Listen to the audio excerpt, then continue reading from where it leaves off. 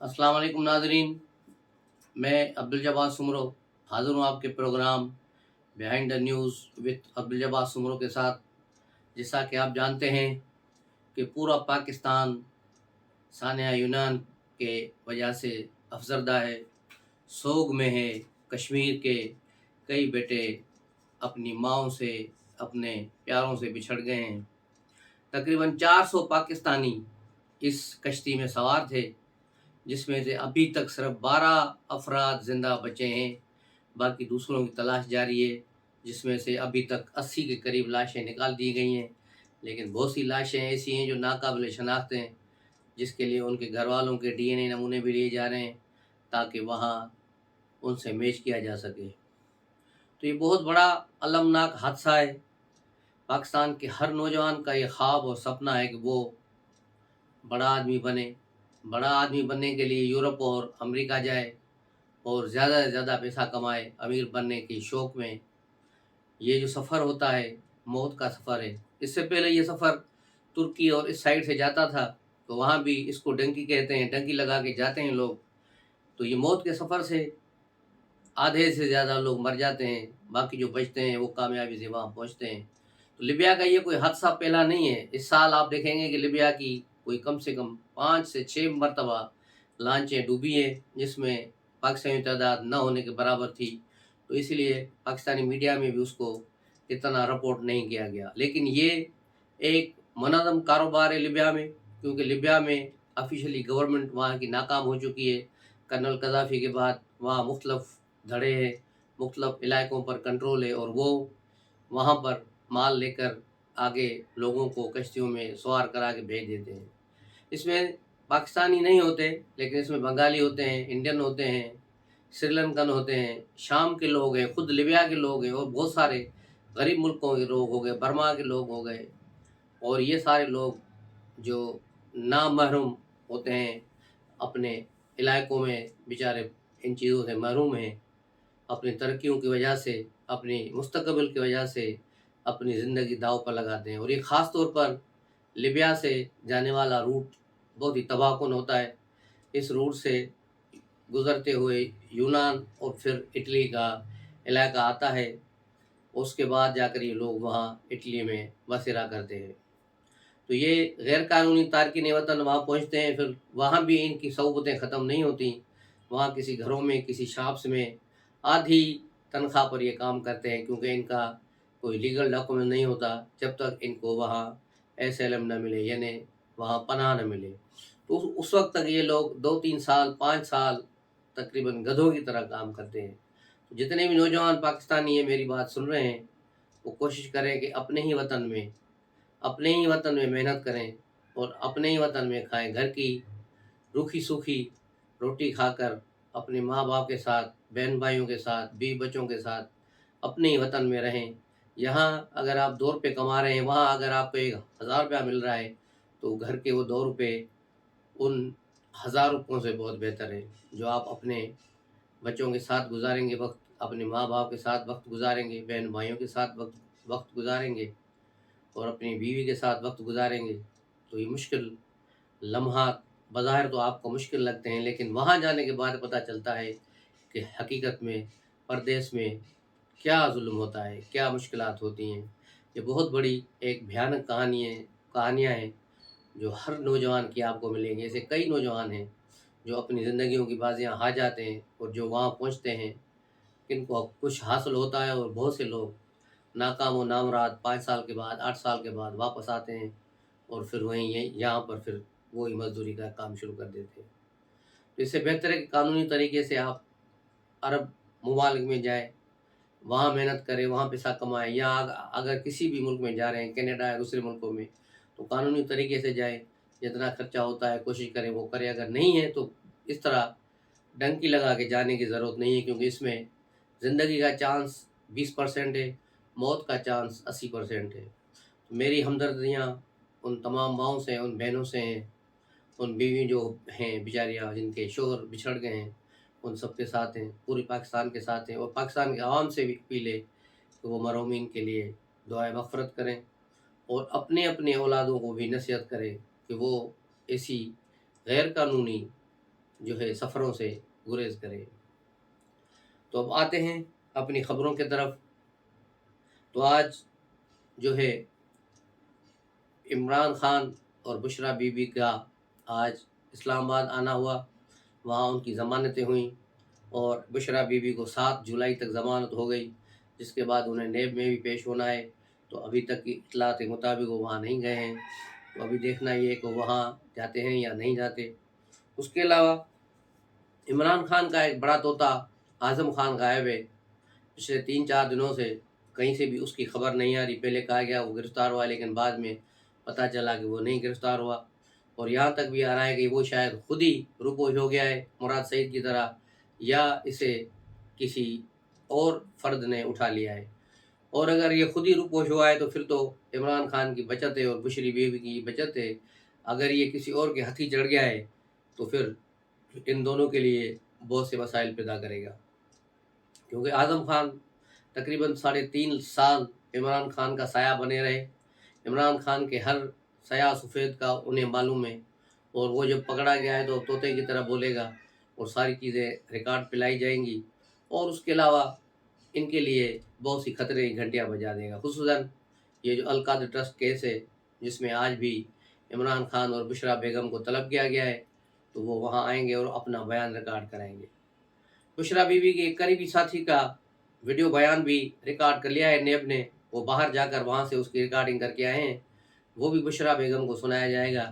تو جب وہ بیان سنیں گی تو میرا خیال ہے کہ وہ اس کے پھر 14 طبق روشن ہو جائیں گے، اور یہ ویڈیو بیان بشریٰ بیوی کو توڑنے کے لیے کافی ہے۔ تو یہ آج ان کی صورتحال ہے، کیا ہوتا ہے۔ دوسری طرف پنجاب کے بڑے ڈاکو پی جے ڈاکو عرف پرویز الہی جو جیل میں پڑے ہوئے ہیں، اس کو آج چودھری شجاعت حسین اور اس کے بیٹے کو ملنے دیا گیا ہے، اور اب بھی تک کی جو اطلاع ہے ان کی ملاقات ختم ہو چکی ہے اور وہ وہاں سے واپس روانہ ہو چکے ہیں۔ اس پر اس کے بیٹے مونس الہی نے بھی ایک ٹویٹ کھڑکا دی ہے وہاں سے، ٹیونس سے، اسپین سے، کہ میرے باپ کو کسی سے ملنے نہیں دیا جا رہا، اسے دوائی نہیں دی جا رہی، اسے گھر والوں سے ملنے نہیں دیا جا رہا، اس کو وکلا سے ملنے نہیں دیا جا رہا، اور اب کہا جائے گا کہ اس کے چودھری شجاعت نے ملاقات کی ہے تو کہا جائے گا کہ یہ اب جو ہے اس کے رشتہ داروں کو ملا دیا گیا ہے۔ تو مونس الہی میں اگر تھوڑی بھی غیرت اور شرم حیا ہو تو وہ پاکستان آ جائے اور اپنے 72-74 سالہ بوڑھے باپ کو زیادہ تکلیفیں نہ دے، اور جو مال سمیٹ کر وہ تقریباً 700 ارب روپے لے کر بھاگ گیا ہے، تو وہ پاکستان آ کر عدالتوں کا سامنا کرے اور اپنے باپ کو ان کرپشن کے کیسوں سے نجات دلائے۔ اور اس کے علاوہ پرویز الہی کی ابھی جان چھوٹتی ہوئی نظر نہیں آ رہی، آج بھی اس کی ضمانت کے لیے فیصلہ محفوظ کر لیا گیا ہے، لیکن میرا نہیں خیال کہ اسے کسی کیس میں ضمانت دی جائے گی۔ اگر ضمانت مل گئی تو 2 مزید کیس آلریڈی کھلے ہوئے ہیں، پھر ان میں اس کو اٹھا لیا جائے گا۔ تو اس طرح پرویز الہی کو فی الحال میرا نہیں خیال کہ اس کو گلو خاصی ہوئی ہے، اور چودھری شجاعت کی جو آج ملاقات ہوئی ہے وہ بھی کوئی اہم پیغام ہے۔ معافی تلافی کے لیے پرویز الہی کو کہا جائے گا کہ وہ عمران خان سے ڈسٹنس کرے یا کچھ کرے اور تیار ہو جائے، تو اس کی اور جو کچھ مال اس نے لوٹا ہے اس میں کوئی واپسی کا شیڈول بتائے، تو پھر شاید پرویز الہی کے لیے کوئی معافی کا راستہ نکل آئے۔ تو یہ صورتحال ہے ان کی۔ اس کے علاوہ پیپلز پارٹی اور پی ایم ایل نون کے درمیان اختلافات جو شدت اختیار کر گئے تھے، آج دونوں کی آج میٹنگ ہے۔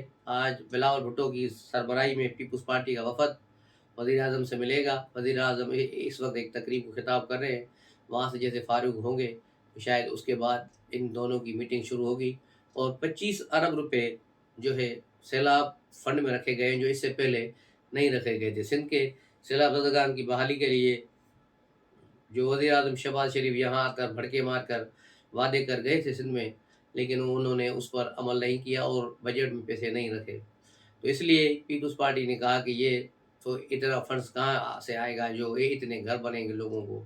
ایشین ڈیولپمنٹ بینک نے اور ورلڈ بینک نے بھی اچھی خاصی مدد کی ہے، جس کا مراد علی شاہ نے 2 روز پہلے اعلان کیا تھا، اسمبلی میں تقریر کے دوران بتایا تھا، لیکن وہ بھی پھر ناکافی ہے۔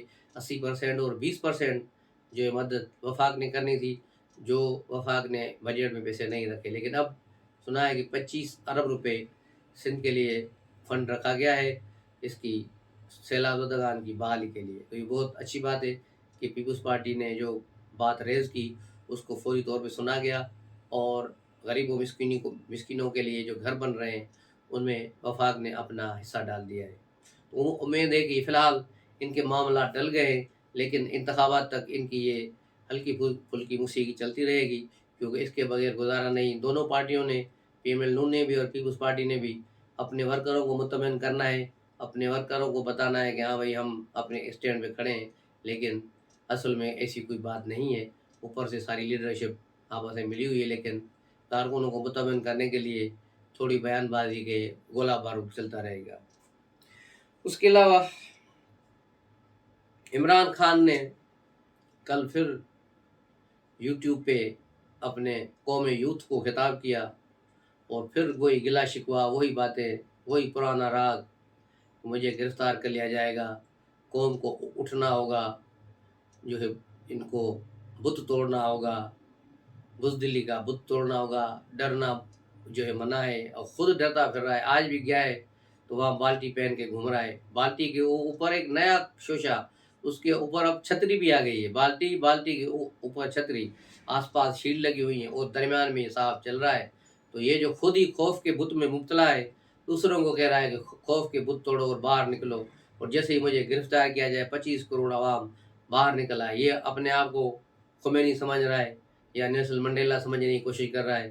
یہ رات کو جو خوابوں کی دنیا میں ابھی تک میرے خیال میں اسی سے باہر نہیں آتا، اسی میں یہ گھسا ہوا ہے، اپنی پرسنالٹی کا ایک اس کو فوبیا ہے، اسی میں یہ پھنسا ہوا ہے، اپنے اس کی ساری سوچ اس کی اپنے گرد گھومتی ہے۔ اب لوگوں کو بھی یہ اکسا رہا ہے کہ پھر 9 مئی کی طرح لوگ باہر نکلے۔ تو 9 مئی کو انقلاب ناکام ہوا تھا، اب اس کو کامیاب کرایا جائے۔